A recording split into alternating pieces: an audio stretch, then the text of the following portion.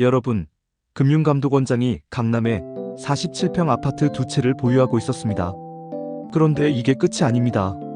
불과 일주일 전에는 자녀에게 물려주겠다고 했던 그 집을 논란이 커지자 갑자기 직접 팔겠다고 말을 바꿨습니다. 더 놀라운 건 이 사람이 과거에 뭐라고 했는지 아십니까? 다주택 보유 금지를 헌법에 넣자고 주장했던 사람입니다. 2025년 10월 27일 국회 종합국정감사장 이찬진 금융감독원장은 서울 서초구 우면동 대림아파트 전용 130제곱미터, 즉 약 47평짜리 아파트 두 채를 보유하고 있다는 사실이 드러났습니다. 금융감독원장이라는 자리는 대한민국 금융시장을 감독하고 서민들의 자산을 보호해야 하는 막중한 책임을 지닌 자리입니다.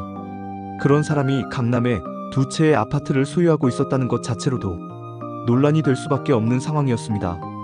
더 큰 문제는 그의 발언이 일주일 사이에 완전히 바뀌었다는 점입니다. 10월 21일 국감에서 이 원장은 가족이 두 채에 공동으로 거주하고 있으며 한 채는 자녀에게 양도하겠다고 분명히 말했습니다. 그런데 불과 6일 후인 27일 그는 자녀에게 증여나 양도를 하지 않고 본인이 직접 처분하겠다고 입장을 180도 바꿨습니다. 이미 한 채를 부동산 중개업소에 내놨고 공직자 신분을 감안해 곧 정리하겠다는 것이 그의 새로운 주장이었습니다.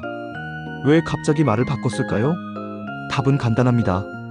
아빠 찬스라는 비판이 폭발적으로 쏟아졌기 때문입니다. 집값이 치솟는 강남에서 47평 아파트를 자녀에게 물려준다? 이건 보통 사람들이 보기에는 명백한 특혜였습니다. 자녀는 아무런 노력 없이 수십억 원대의 자산을 물려받고 증여세만 내면 그만이니까요. 국민들이 분노한 건 당연했습니다. 지금 20대, 30대 청년들은 평생 일해도 강남에 집 한 채 마련하기 어려운 현실인데 금융감독원장의 자녀는 그냥 물려받는다? 이게 공정한 사회입니까? 이 원장은 뒤늦게 사과했습니다. 많은 국민이 주택 문제로 고통을 겪는 시점에 앞선 발언은 부적절했다고 인정했습니다. 하지만 국민들의 분노는 쉽게 가라앉지 않았습니다. 왜냐하면 이 사람의 과거 발언이 다시 수면 위로 떠올랐기 때문입니다.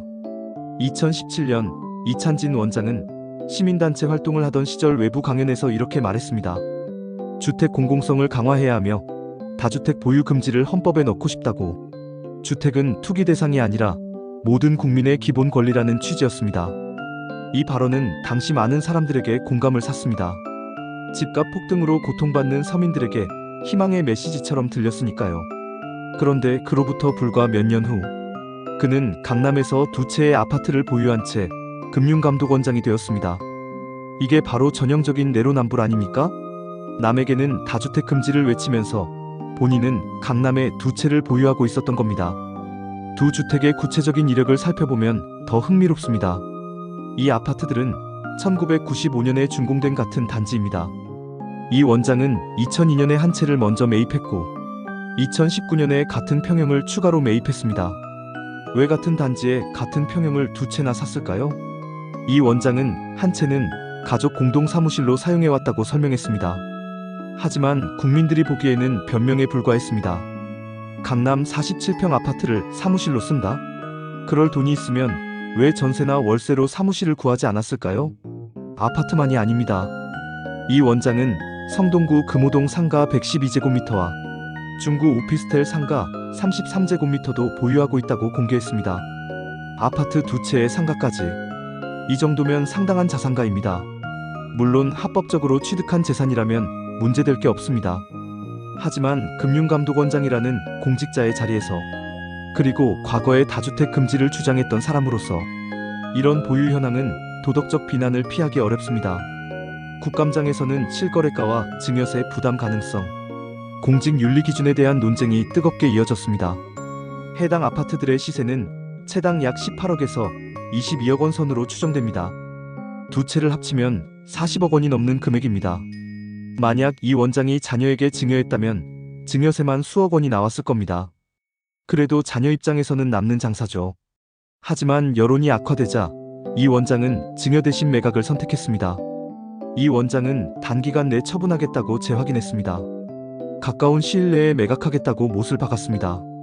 과거 발언과 현재 보유 현황의 괴리에 대해서도 공직자로서 책임을 표명했습니다. 하지만 국민들의 신뢰는 이미 무너진 뒤였습니다. 말을 바꾸고 사과하고 처분하겠다고 약속하는 모습이 진정성 있게 보이지 않았던 겁니다.